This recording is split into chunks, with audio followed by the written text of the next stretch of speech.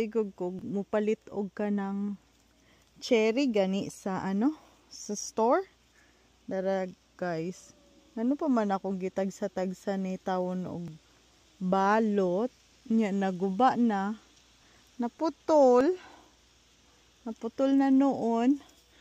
Nya katkaton pa jud nako. Katkaton na to guys. Katkaton na ko kay ako baluton. Baluton na to silupin guys. Atong cherry. Kay ngano. Ginakaon sa unsa na. Nakaon sa birds. Baluton na to ni guys. Kay sayang.